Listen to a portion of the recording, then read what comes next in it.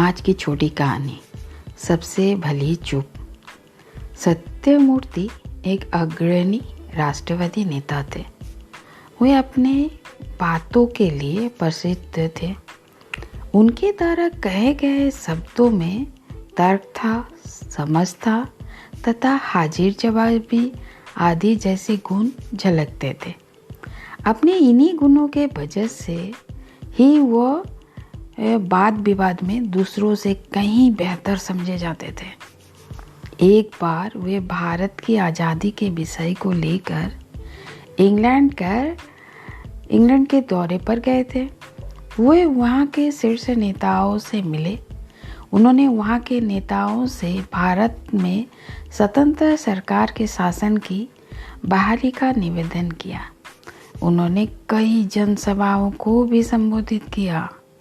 बहुत से लोग उनके भाषण सुनने के लिए इकट्ठा होते थे। जब सत्यमूर्ति एक बार एक जनसभा को संबोधित कर रहे थे, तब एक व्यक्ति ने उनसे एक प्रश्न किया।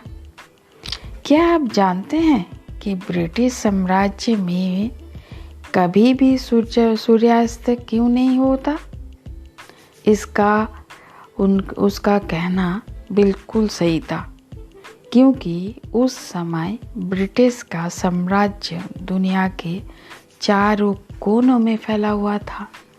सत्यमूर्ति उस तरफ बड़े ध्यान से देखने लगे जिस ओर से वो प्रश्न पूछा गया था।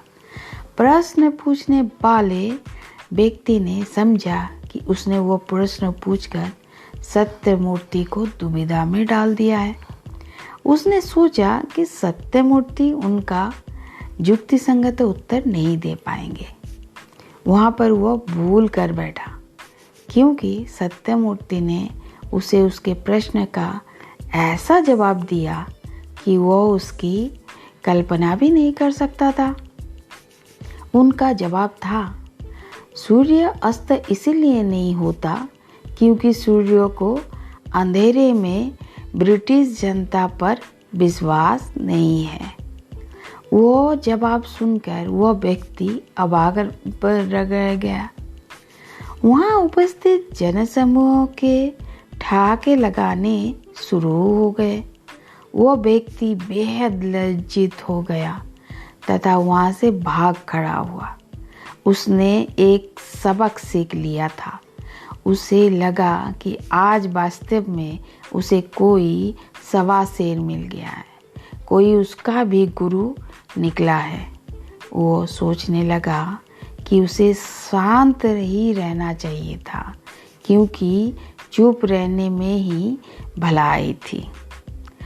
आज की इस कहानी से हमें वो शिक्षा मिलती है कि व्यक्ति को मितभाषी होनी चाहिए। उसे तभी बोलना चाहिए जब आवश्यकता हो।